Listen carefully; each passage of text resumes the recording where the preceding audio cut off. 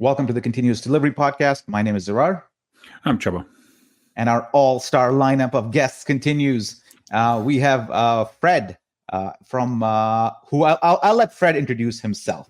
I think that'll do Fred justice. So Fred, tell us a little bit about yourself and what we're going to sort of talk about today. Yeah, so I think your all-star guest stopped today with me having myself as a guest, but we'll see. So my name is Frederic Harper. I'm a principal developer advocate at KubeFirst. And first, thanks for having me here. And today, I think we're going to talk a little bit about GitOps and how it fits within like our day-to-day life, how it fits within like continuous delivery, like the pros and cons, and like depending where the discussion bring us, but like really about cloud native and GitOps stuff. Yeah. And let's dive into it. So for people who may not be familiar with the term GitOps, or maybe heard it on a Hacker News thread or on the radio, if people are talking about IT on the radio, just explain for the audience what GitOps is and sort of what problem it intends to solve. Yeah, that's a good question. GitOps has been there for a couple of years now, but it's still like a new thing. It's really tied to cloud native. So it was really like a process that was created to make your cloud native journey a little bit better. What does it do is that in couple of words, it's basically use Git as your source of truth. So a little bit of like what we are used to do with DevOps in the past, where we use a Git repository and we're putting like our code base there. And maybe if you were doing infrastructure as code, you were also putting infrastructure as code in your Git repository, but maybe not. When it comes to GitOps, you do all those things. So you put your code in a Git repo, you put your infrastructure as code. So you use infrastructure as code and you put that code in a Git repo. But on top of that, you can also put configuration. Actually, you should also put configuration and everything you need to run your cluster. So Git really become your source of truth. The benefit of using GitOps is that at the end of the day, you stop doing things directly on the cluster. You do everything you have to do in your Git repository. So let's say you have like GitOps repository where you put your YAML file for your deployment on your Kubernetes cluster. It doesn't mean that all the code are within one Git repository, but at least you have like your deployment file or your pods or whatever like resources you want to create on your cluster defined in your YAML file there in your Git repository. As I said, you have your infrastructure as code. So let's say you use Terraform, you have all the TF-var files, they are in that Git repository. So every time you want to change something in your cluster, you do this on your Git repo instead of like using kubectl or kubectl if you say it wrong. You just like modify things in the cluster or things that we used to do in the past. I don't know if you have been doing tech for a while and before cloud native and stuff, or even before cloud, I was just like using FTP or like SSHing into the server and modifying things in the server to fix things in prod, which was working, was not ideal. So now everything is in your Git repo.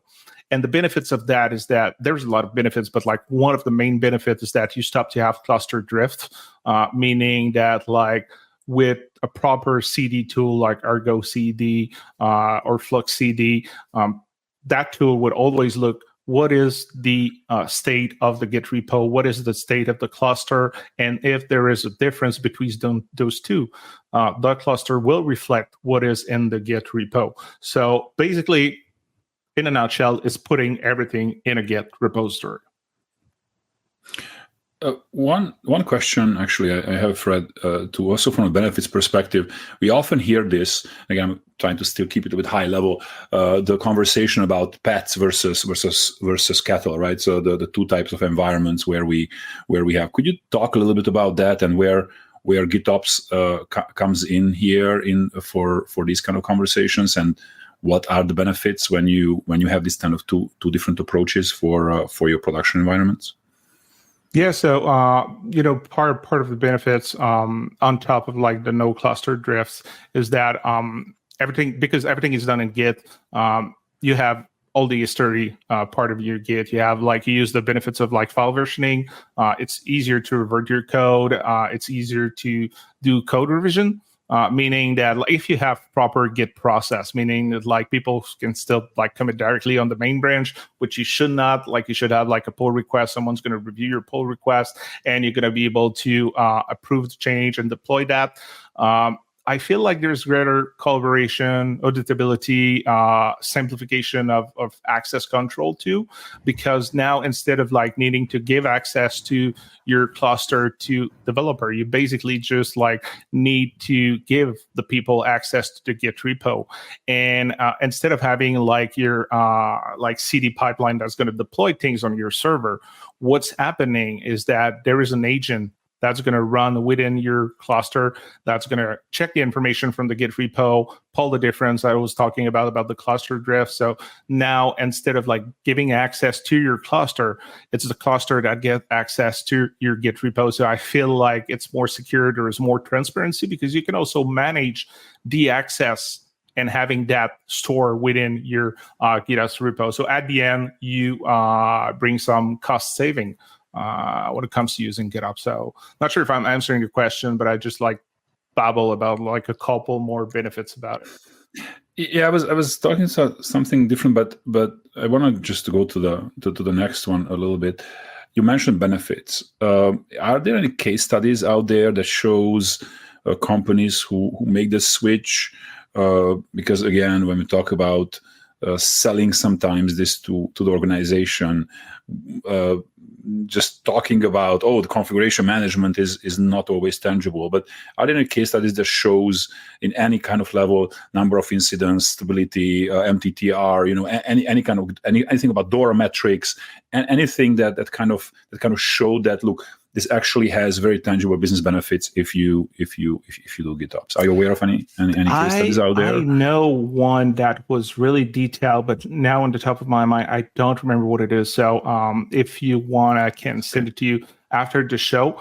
The thing, though, is that obviously there is some benefits about using GitOps, but I think they're a little bit harder to measure right off the bat. So you really need to take the time, as you said, like to measure like the number of incidents, like how much time it would have taken us to revert to a previous version if we were not using Git, like how much time it would have like taking us like to put back like on a cluster that is like just going down or having issues with whatever we were doing. I would say there's a lot of like, I still call them tangible benefits, but just the fact that like everything is on the Git repo, everything is part of the history. You know what someone did, you know how someone did something to fix an issue in prod, to change something in prod. For me, it's one of the big benefits of using GitOps, but it's a little bit harder to like quantify like how this will impact your business. But there is at least one good use case that was developed about that. But I would say what's happening also with GitOps is that, cloud native, it's not new anymore. It's still new because like there's still a lot of companies that are moving to cloud native, moving to Kubernetes. And I feel like the best time to start to think about GitOps is like when you do that switch, when you're like, hey, I'm doing this in the, I don't want to say the old way, but like the pre-cloud native way or the non-cloud native way. And now I want to move to Kubernetes. I want to move like my VM to like Kubernetes architecture, cloud native architecture. And usually it's easier to do this right from the start. And obviously, like there's a lot of benefits about GitOps, but like if you don't already use the tools that I mentioned before, so if you're not familiar with Git, which is less and less true right now. Like I would say most developers have some familiarity with Git, like we all use file versioning now. It's not like it used to be many years ago. If you already know a little bit of infrastructure as code, if you already have like good practices using Git repository, the switch from like a traditional workflow to a more GitOps oriented workflow would be a lot easier. Yeah, and I think you made a comment there, which really, I think, sort of summarizes this whole concept when you said that the mental model shift, the sort of the shift in thinking that's sort of required is usually, developers, because I know some teams that actually store their configuration in Git, but they don't do the part where the cluster is aware of that repository. It's basically being stored there as, hey, we just want some traceability on what values we changed, but they're missing the connection between the configuration and the actual deployed cluster or the application.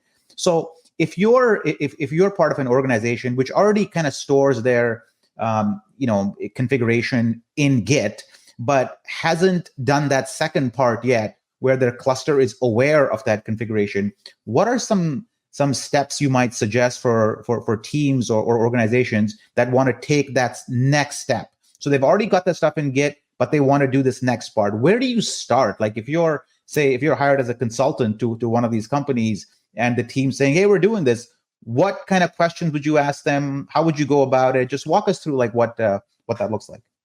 Yeah, so the thing with configuration is that it can goes in like multiple ways, and like there is like a number of configuration you can have like when it comes to your cluster. So what I would go is probably by step. So just starting with like, hey, let's put in place what you already have. So you already have your code. Okay, let's try to manage that. So install a tool like Argo CD that's going to help you to deploy your application. So probably the first step is going to be like to review the YAML file and be sure that like they're going to be able to be understood by Argo CD. So modify a little bit the YAML, like change some references and be sure that it's going to be able to deploy. The second step in the infrastructure as code, again, reviewing the architecture of like how you store your stuff in your GitOps repo, being sure that like what you have there has been deployed on your cluster. And the third step would be like on the settings part. And now I would probably start with, or like the other stuff, I would probably start with what is the most important from my point of view, which is not exactly configuration, but like secrets. Because like that's what you need to be functional. That's what your application needs to work. So I would start to think about like, okay, how do we want to manage your secrets properly? And I would probably go the KubeFirst way, what we do, which is using like a mix between Vol external secrets operator and Kubernetes secrets. So you have a mix between like everything is in the GitOps folder, GitOps repo, and also you have like a proper secrets management tool within Vol. After that, there is no, or I do not know any secret sauce. That would really be like a case by case. Okay, so what are the configuration you stored, and how can we like be sure that these processes are automated and that like they're taken care of by whatever tools you're going to install in your cluster to make it happen. Yeah, and sort of stepping away from the technical aspect of it, that was, my next question was actually going to be about secret management, and because a lot of people kind of store their secrets in environment variables, and there's a thread on Hacker News yesterday where they're like, well, those things leak a lot. So even though that was considered great practice, maybe even 5-10 years ago, now it's considered almost a security risk where you, to store your secrets in environment variables, encrypted or not, right? So maybe stepping away from that, because you already covered that, is what kind of like cultural prerequisites need to be on a team to adopt something like this? I know this is a kind of wide question, but sort of walk us through like sort of developer mentality or engineer mentality or the organization culture that needs to be there for us to go from what I described earlier, from like we store our stuff in Git to GitOps. That's a really good question. I mean, I think where it's a little more difficult to implement GitOps is that like where everybody is used to do their own stuff and don't really have like any like kind of like approval process or reviewing process, because this is most of the thing that like people that when I talk about GitOps, like I do a lot of talks at conferences or meetups, and I talk about GitOps and I introduce people to the concept, and most of the negative feedback or actually the people that are like, hey, I'm not sure if I want to do this, is the fact that you basically have to put everything in Git, which entitled the fact that if you do it correctly, you probably have a pull request and someone's going to have to review it and approve it, and after that merge it. And that goes for everything. Like if you If you manage your infrastructure probably with GitOps, you're probably going to use something like Terraform. You're going to update your Terraform file. You're going to do a pull request on your GitOps repo. But instead of like merging the pull request directly and doing Terraform live from your laptop, like a proper best practice way to do that would be to use a tool like Atlantis, where, again, someone needs to review that, and you're going to run Atlantis applied. It's going to apply the plan for you. And once Atlantis is going to update your infrastructure, it's going to merge the PR itself. But you still need to have someone who approve that, meaning that because it's in a Git repo. Again, if you don't have like good Git management practices, like you will commit directly to main. I don't suggest that. But like if you want to do it properly and you have proper Git like practices in place, this is the thing where people are a little more, I don't know how to say that, shy about it. Because like, yeah, now everybody, like everyone, not everyone, but like everything I want to do, someone's going to need to approve, someone's going to need to review my stuff. But like, that's also one of the benefits of GitOps. So I would say if you don't have good practice in place, if people are just used to do whatever they need to do to be successful, which is often the case in startup. Like, I mean, we're a startup at GitFirst. Like it's often the case where like, hey, you need to get shit done. You're going to do what you have to do to be successful. And sometimes you take shortcuts. With GitOps, you need to take a little less of those because, again, everything is on Git if you have good practice. So super long answer to say, yeah, it's easier to implement GitOps if you already have good Git practices in place. If you already have a mentality where quality may be a little bit higher than speed, and I'm not saying that like GitOps slow things down, but obviously, like if to do quick change, like as an example, I was on vacation 2 weeks ago, but right before I took down our blog, I really can't remember what I've done, but like I had to update something. It was not that critical. We're not a big company. It was not the end of the world, but I was like, shit, like I took down the blog. Like I need to put it back and I needed to change something within our cluster. But to do that, I had to do a pull request and it was like the end of the day and nobody was online. It was the end of the week. Like I know we should not deploy on a Friday, but like I had to, I took down like the blog.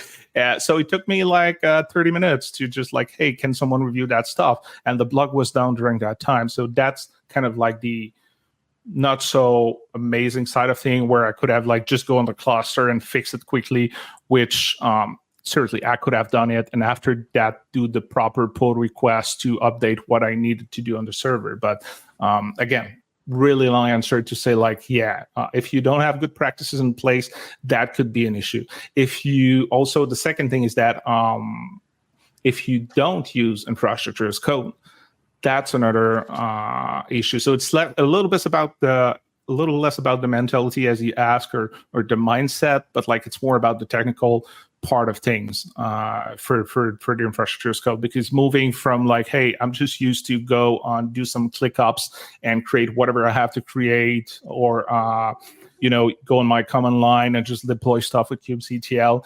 Now that you have like to write the YAML file, you have to like do a PR and actually the Terraform file, and you need to have like do a pull request and someone went to review it. Like going from like you do your own infrastructure to infrastructure as code, it's also one of the biggest, I would say, learning curve. Outside of that, I didn't see any big issue in terms of like the mentality on how to do things. Again, it's really about like, it seems to have a little bit of like complexity to the process if you're used to do everything by yourself and do things a little more straightforward, because now you need to put everything in Git and have that process.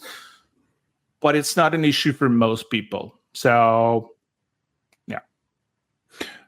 It's as I'm listening to you, I'm kind of thinking of your entire continuous integration build integration and then delivery. And I'm pretty sure you were in contact with very, very large companies who have very, very complex production environments, and this complexity, whatever they are deploying, configuration or whatnot, if you would tell them, well, your configuration goes straight to production, they would freak out. So they always want some kind of a test environment or something which this change would kind of go through. We are testing this change in whatever that change is. And of course, there's an entire change management process, whether it's automated or more manual. So how is GitOps comes into this? Into this, any again, this is on our path towards becoming fully GitOps. Picture this traditional company, as Ra described it, that we have our configurations in Git, but now we do some magic to deploy it into our integration environment or in our UAT environment, because we have to massage some configurations, especially endpoints, like all this stuff. Sometimes we are using some mocks in some cases because we know not everything is available. We still want to test. So lots of complexities come in. And then, of course, we want to prove that whatever we are doing in this test environment is going to work in production. So walk us a little bit through where GitOps could be helpful with this, because these are very, very common issues and common problems for large organizations. Yeah, so the first thing I would say is that GitOps won't add any more complexity to the process, won't make it harder. There's different ways to handle that. Like one of the things we do at KubeFirst is we have like within our GitOps repo, we have like different environment folders where we store different configurations version because we want to have like staging, deployment, production. When it comes also to like application development, you can also manage everything from your GitOps repo, but you can have like different YAML file for your different environment that will point to, let's say, if it's an application, different chart versions. So like really there is a way for you to manage that. And when you use a tool like, let's say, Argo CD to deploy stuff on your cluster, so Git becomes your source of truth. But your deployment, when you deploy things on your cluster, you can either point this to a chart, or you can point this to a repo, to a specific branch, to a specific version of or tag of the repo. So there is a way for you to manage different deployment at different levels. With different configuration, with different app version, with different version of what you have in your repos or branches to different environments. So the infrastructure that we decided to do to manage that outside of the GitOps repo is that we have our what I would say like a main cluster, which is our management cluster, that have all the things that we need to that are useful for what we call the workload cluster. So the cluster that we'll use to deploy their stuff or use for different environments. And we even use tools like virtual cluster when we really want to testing quickly. So I don't know if people are familiar with that, but virtual cluster is a technology from, and now I have a big memory blank about the company doing vCluster. It doesn't matter. People can look for vCluster, but I totally forgot the company behind it. It's Slough SH. So virtual cluster is basically creating, as I said, a virtual cluster within your physical cluster. So that's a good way. It's going to use the resources you have within your management cluster, within your physical cluster, still having like the isolation you would have if you create like another external, another physical cluster. So that's also, I know I'm now not answering the question anymore. I'm just went into a tangent, but I really think that virtual cluster is an interesting technology that you can also use if you want to test quickly things, or if you don't want to create another physical cluster because they come with a cost and you still have resources available on the actual physical cluster you have right now. Like it's so funny, some of the problems that suck up a lot of time in big companies. And one of my favorites is changing a password of a database. Because usually a database password is used by, 2 or 3 different applications, and you have to change one, and it's an 8-week project. I'm not even joking. It's 8 weeks. I know. It's 8 weeks. So I mean, I think that seems like a problem that everybody can sort of feel. Isn't that is it fair to say that is like a perfect problem that GitOps is intending to solve, where you reduce the duration of a change like that from 8 weeks to like 5 minutes? It is, but actually, you know what, like any framework, any best practices, any ways of doing things, there's like a good way to use it and a better way to use it. So I wouldn't say that like GitOps magically solve those issues, but like if you use it properly, it will. As I was quickly touching before, like what we've built within our technology cube first is a mix between using Vault external secret operator and Kubernetes secret, meaning that like in a case like that, if you wanted to update the database password, sorry about that, you would still have like Kubernetes secrets within like your YAML file or what your chart is using, like to deploy your database, but you would change that secret within Vault. An external secret operator would do the communication between Vault and Kubernetes secrets. So next time you want to access, like what you need, like an application or like need to access that password to connect to the database, it will look within the Kubernetes secret. An external secret operator will say like, hey, is it the latest from Vault? We'll update the secret. If it's not, you would have access to it. And that would be the end of it. And a lot of people just use Vault. It's kind of like a standard. Maybe that will change with all like the latest like change and acquisition around HashiCorp. But Vault was kind of like one of the main way that people were handling secrets and password. The good thing with Vault is that it's kind of like friendly to use. There's an open source version, and it's a great technology. No matter what are the changes and licenses and the acquisition stuff, like no matter your opinion about it, Vault is great technology, but it becomes a single point of failure, which you do not want. So it's why we implemented that mix between Vault and external secret, ISO and Kubernetes secrets. And the same thing with by doing that, also because we use Kubernetes secret, is that if Vault is down, you still have access to your secrets, or at least the latest version within Kubernetes secrets. So again, because I use that, I define the secrets in my YAML file that I put in my GitOps repo. At least I know like where I can find that information, let's say in Vault, if I have to change it or something like that. Yeah. So let's close it off with a little bit of monorepo talk, because over the last, again, about 5-6 years, especially with NX and Lerna, I think a lot of companies are sort of switching over to two monorepos, and they're sort of accepting the Git bloat, if you will, into one repo, and are seeing some benefits of this. So just give us your kind of view on the general industry trend, how people are moving to monorepos and the benefits they're seeing. I'll start with one that personally that I've experienced over the last little bit. I made the mistake of separating my Node.js application and my Next.js application into two different repos. And now I find myself copy pasting a lot of model logic across the two. So that's probably the most obvious one that sticks out. But what have you seen in the adoption of monorepos? Is it a trend that you see continuing? And like just talk us through what the monorepo trends are right now. What are some of the tooling that people still use? Like just walk us through it. So there's different views on that question. So there's my personal opinions, and there's what I see. To be honest, most of the people that I'm talking to right now, they're not into monorepo because it's usually solved. And I'm nowhere near being an expert when it comes to monorepo. I've never personally used monorepos, so it's really like based on what I've seen, what I've heard.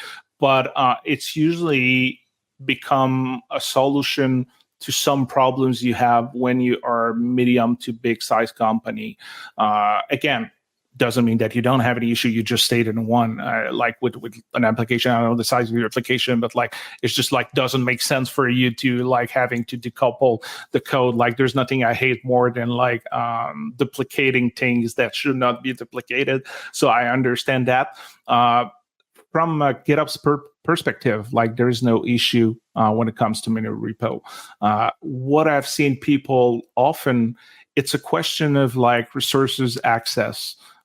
Because if you are in a big organization and you have dozens, hundreds of repos, because you have like you create a repo for every small libraries for everything, like managing the access to that can be can be like really problematic.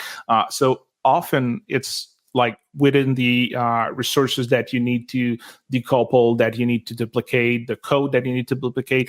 Often what I've seen is like people moving to monorepo because it's just easier to manage on a scale on a big scale, meaning like the access, meaning like what part of the application does what. I'm more team multiple repo than monorepo. I'm more like about separating things because it's the way that I was doing things when I was a developer full time. But I can see some benefits of monorepo. And as I said, like most of the people I'm talking to, they're not in monorepo yet. It's often like medium to big size company that decided to jump into monorepos. But just to add on the GitOps, as I said, like even if you use multiple repository to manage like everything you're going to deploy within your ecosystem, because keep in mind, you have your GitOps repo that is your source of truth, but it doesn't mean that you need to put like the code for every application you're going to deploy on your cluster within that GitOps repo. Like you can have a YAML file that point to like the other repo where you have your API in the other repo when you have like your front end, in your repo when you're going to have your back end, or you can have like in your GitOps repo that's going to point to charts that you deployed, that actually like you create a different chart version for the application you want to deploy. So it doesn't need like GitOps doesn't mean that you need to put everything in your repo. But like if you do, as long as you have a proper architecture within your GitOps repo, so you have like a separation of code and infrastructure and settings, like it can work it out. I've seen a little bit more issues when it comes to monorepos. People that may not do like how do you call that, like the pull request queue or like differential builds, and or the fact that like main always need to work. It's always need to be working, and like if there is an issue, it means that like everything that isn't monorepo won't work. So again, I know it's a trend. It's a trend, to be honest, that surprised me because I have like really strong opinion about monorepo, but it's the same thing about like everybody's wanting to go back to bare metal or at least owning their own stuff instead of like using public cloud, which is also a trend right now, which I was also surprised because that was part of the time where like I started tech and like we're managing everything. And at some point we had like, hey, public cloud, like we're going to do SaaS and like PaaS and infrastructure as a service. And we're going to upload all those things to everybody. And now we're like, hey, we are coming back to like wanting to run our own stuff. So again, I told you before we push recording button, I talked a lot. I tend to deviate, ADHD. I went to all direction to answer that question. But I would say the main big thing with monorepos is usually because of the management of multiple repos at a medium to big size company. It's just like painful sometimes. Yeah, I mean, as somebody who's managed about 8 or 9 different apps over the last 15 years on Hetzner servers on bare metal, no, thank you.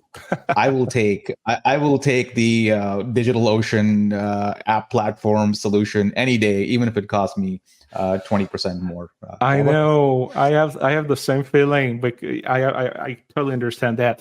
With that said, though, when it comes to monorepo management, or actually not monorepo management, but like multiple repos management, like if you don't do monorepo, there is a way to probably manage that with GitOps without being too much of a hassle. Like you can manage your GitOp or GitLab or whatever Git provider repos, if there's a Terraform provider for it, within your GitOps repo. This is what we do within the KubeFirst platform, meaning that like we dog food our own platform. So we have like our management cluster and we have our GitOps repo at KubeFirst.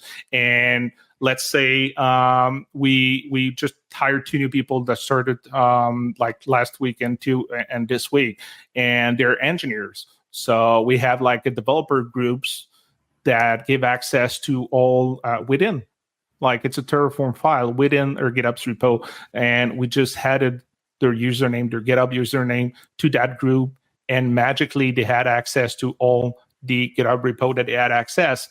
And recently we got acquired by Civo, and we had like some Civo folks that like engineering team that helps us with a specific project. So we created a Civo engineer group, and to that group we gave access to some of the repos that they needed to do their job. And everything again was in the GitOps repo. And it may seem like it's more complicated than just like adding a user to your monorepo, but On the other side, I feel like it's more secure. Not that I don't trust the civil folks, but like, you have access to a lot of things. You go play in the places where you may not go play, and like mistakes happen. So now they have access to only the things they need. So there's still way to manage that properly. But again, I'm nowhere near experiencing like medium to large size where I had to be the one managing all of that. So I can understand it can be painful, and I can understand the reason why you would switch to it. So just to kind of round this off a little bit, you mentioned medium to large size, and Zara also mentioned about adoption. And before I go to my question, I'm going to describe something typical what happens in large organization. For example, how they kill their DevOps adoption by giving DevOps to a separate group and forcing the development teams to use a specific pipeline, use a specific configuration because it's standard, because it's audited, and a number of reasons. And as we know, that common DevOps pipeline is usually the lowest common denominator that is not good for anyone. So everybody ends up hating the entire thing. So this is the way you kill your DevOps adoption, pretty much, right? What kills a GitOps adoption? What's that anti-pattern that you say, oh well, we're going to do GitOps, and then you've seen that it becomes an anti-pattern and kills your GitOps adoption, and the end ends up being giving you actually more headache than the actual benefits in the end. That's a really good question. I would say I'm going to be super annoying with that, but like if you don't have like good Git practices, I think you're probably like not really doing GitOps, because you're removing the benefits of like the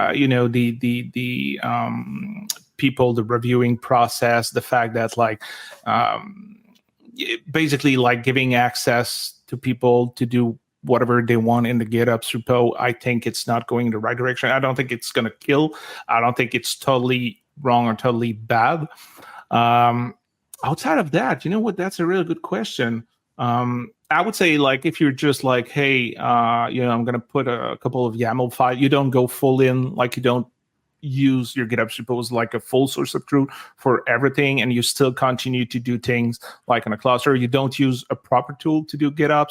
Like there is still like people that like say they use GitOps because they have that kind of like the equivalent of that GitOps repository where they put everything there, but like the tool that they use is not like cloud native ready, meaning that it's not handling GitOps properly, meaning that like you can still do things on like the cluster and like cluster drifts and things are changing, and like it does not reflect the Git repo. Outside of that, to be honest, it's really it's really a way of doing things that you use or you don't. And on top of that, since there is no like real defined guideline. I mean, like it's a guideline. It's not like I'm looking for the name. Sorry, I'm really looking for the name in English. I have memory blank, but like it's not actually, it's not a standard. I mean, it's the way it's policy. It's not a policy, or but standards. Yeah. It's also not a de facto defined standard that like you need to use like that. Like there is like a GitOps group at the CNCF that works on like defining the principle and defining like what are the best practices around it. But like it's not like, hey, you need absolutely to do it like that. So you're on mute. Well, Fred, it's been a pleasure having you on, and thank you for coming on and taking the time to talk to us. It's very informative.